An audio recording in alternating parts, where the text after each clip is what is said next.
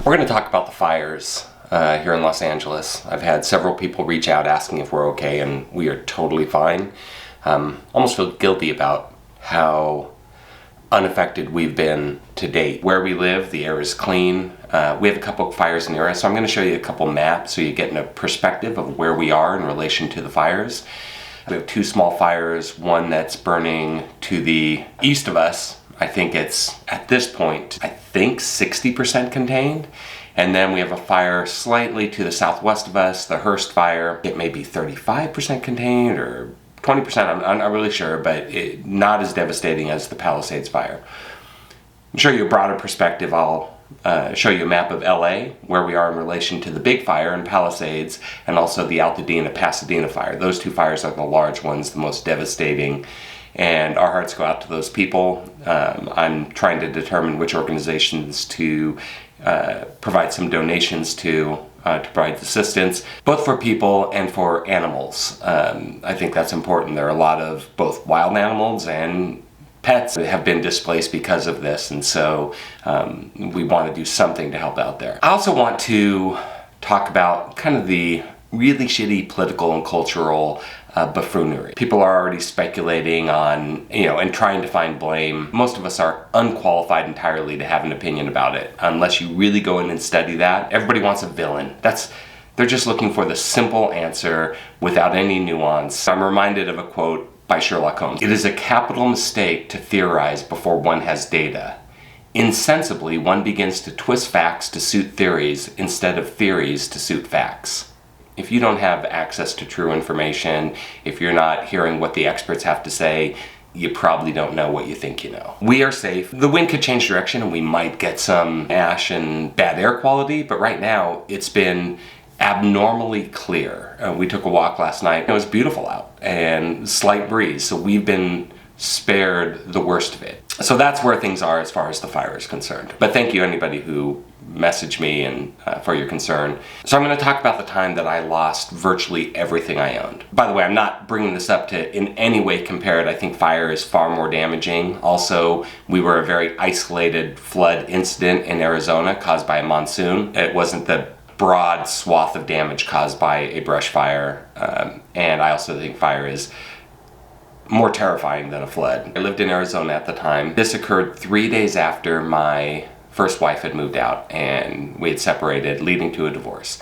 And it was a very trying time emotionally, which in some ways may have offset what I might have experienced with the loss of property and belongings, because to be honest, really wasn't that bad. As far as I was concerned, I was more upset and struggling with the loss of the marriage and the family, and that was the emotional loss was far more significant than any things I owned. It was July 31st, 2007. We lived in Cave Creek, Arizona.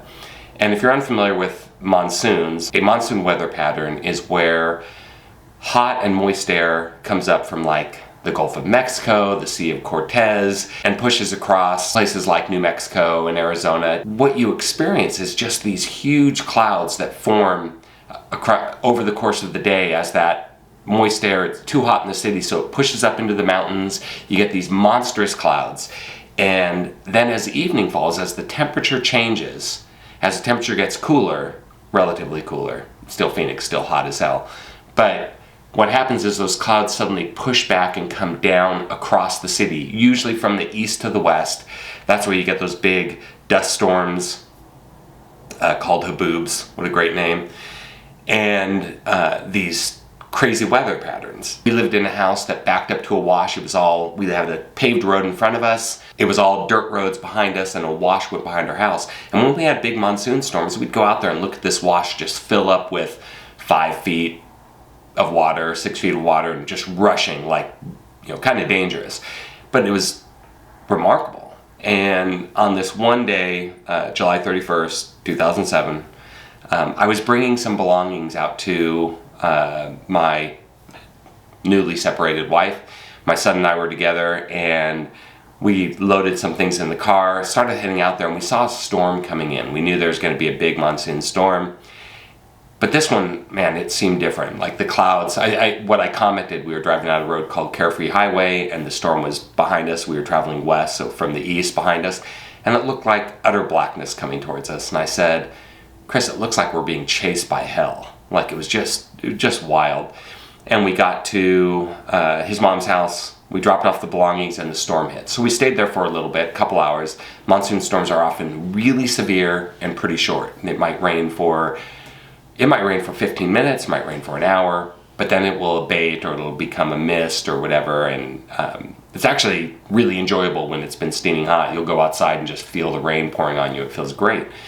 But in this particular instance, bad storm, so we didn't drive back till after the storm was mostly past. And then we drove back only to discover we couldn't get to our house. Everything was blocked off. It was like a war zone. We turned down one street near our street, and there were rocks in the road that were, good-sized rocks that had been pushed into the road. We finally got to our street. As we went down, there was a blockade before we got to our house. I could actually see our house. But we couldn't get to it because the wash that ran behind our house and went around the outside of our yard had washed away the road, and it was now a 10-foot just gaping wash, just of water rushing through it, and the water was still rushing like crazy. So there was a sheriff there were barricades up, and they were letting people through. They couldn't get through. So we had to find another way, and it literally took us going up around Scottsdale and through all this traffic. It took us until about 1 a.m. to get back to the other side of the wash. And there was a sheriff there blocking cars, and I said, look, that's our house right over there. We had to sign a waiver to go to it. And our dogs were there, and we were actually watching someone else's dog. We pulled up to our driveway, and it was covered with mud. There was, a good 2-3 inches of mud covering our entire front yard. We walked up to the front door and unlocked and opened the front door, and water just came out from inside the house. And I started laughing. Our front porch was covered with mud as well. And I started laughing because it was so ludicrous to understand the entire set of events that had led up to there, besides the separation. Earlier that month, beginning of July, the water service, I think it was Scottsdale Water, had upped the water pressure because of all the construction. So at some point, all the water turned off.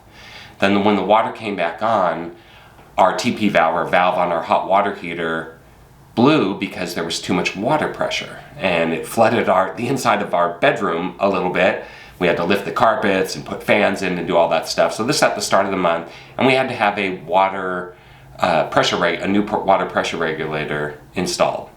The plumber who did that ended up lighting a fire inside the wall of our house. He had heated the pipes incorrectly. My brother, who was a plumbing contractor, I talked to him about it, and he goes, that's just a big mistake. And when I got home, I walked up to the house, and as I opened the door, I could smell smoke. And I said, gosh, somebody's having a fire. It's 100+ degrees outside. This is, once again, well before the flood earlier in July. And I realized there was smoke filling up the house. Might have been an air conditioning, like a thermostat or something. I think maybe it was a carbon monoxide sensor that was in the kitchen, and smoke coming from behind it. And my first thought was maybe the electrical components there was a problem. But when I got to the wall, I could feel heat emanating off the wall. I got everybody out of the house. We called the fire department. They came in. They had to go through the wall. Right as they got there, flames burst out of the wall. They broke open much of our wall. They put out the flames, and then we used just plywood to barricade that. We were going to have to rebuild that wall. And it was about 4 days later or so that the flood came. So that, of course, provided access for the water to get all through the house. You'll see some images of my dog Cooper jumping in the water, and then a day later, that's what it looked like. Just covered with mud across our patio. You can see the watermark up to the windows of the house. Water poured in through the windows, through the air conditioning returns. Just a total disaster. Filled our house with about 3 feet of mud and water, and literally destroyed everything I owned. Quickly, I'm going to talk about my guitars. My classical guitar I learned on was still at my parents' house in California, so it was spared. But this guitar, my 12-string, was literally on a guitar stand. The water had lifted it up, fell down into the water. Water and mud had poured in through the sound hole. When I got it, it was laying in mud and water, and I picked it up, and I just had to take a hose and wash it off. I had to take the strings off. I had to get mud out from the inside. I assumed it was ruined. It actually just sat on my wall as a wall decoration for many years. And then my oldest and my youngest got together and conspired without letting me know, took it to a local guitar shop, McCabe's, and they did some work on it. And it actually plays really nicely. I'm about to do a setup on it again. It sounds great. It does have some cracks that you can see from the water. There's some cracks on the front of it. A little bit, not so much on the sides, but it actually plays okay. So it survived through the flood. This guitar, the Ibanez that I was playing out at the time, I was using as my primary guitar, I'd been playing and rehearsing the day before, or the day of the flood, before we went out to my wife's house and to deliver that stuff before, the monsoon storm came, and I'd been practicing at home. And I just had leaned it up against a wall in the corner of the room, and then I thought, gosh, given all that's happened, the flood that happened on the floor and all that, I could just see this storm hitting and there being rain and there's a leak and it comes down the wall and hits the guitar. So I took it and I put it up on my bed. And ultimately that saved this guitar, because had I left it where it would have been in 3-4 feet of water, really would have been in bad shape. Ultimately, losing everything really was a non-issue for me, because once again, as I alluded to before, the emotional loss, the loss of my family, the loss of my relationship, a marriage I'd had for 20 years, truly impacted me in a way I was surprised by. I've never been depressed since, but I fell into a depression that lasted about 2 years and learned some lessons through that. I don't believe in this idea that you have to learn a lesson from every adversity. Sometimes things are just bad things that happen. I don't think it's required. But I learned some things about myself in the process. And one of the things I did is I didn't reach out to people. I didn't talk to people. I kind of hid, and went into really reclusive mode. I think I was embarrassed by the marriage ending, and then I just professionally kind of lost my way for a couple years. It was a really challenging time. What I discovered is, first, that you should talk to people if you run into that. And second, after a year, we had more crap in our house than we knew what to do with.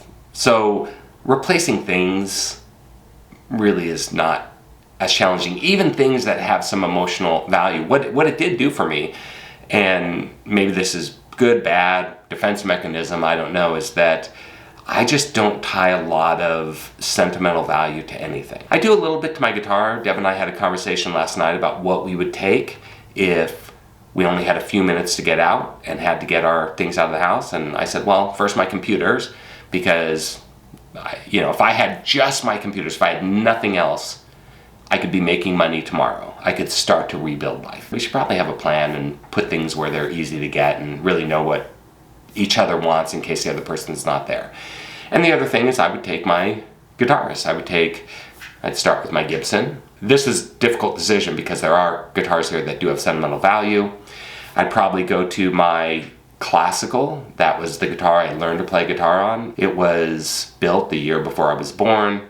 I would go to my 12-string and down the road, my acoustic that my kids bought for me, and finally my electric. And it doesn't matter so much the value of those, it's just that's the order based on sentimentalism and some pragmatic elements. That's my thoughts on the fires and losing everything. Thanks for tuning in. See ya.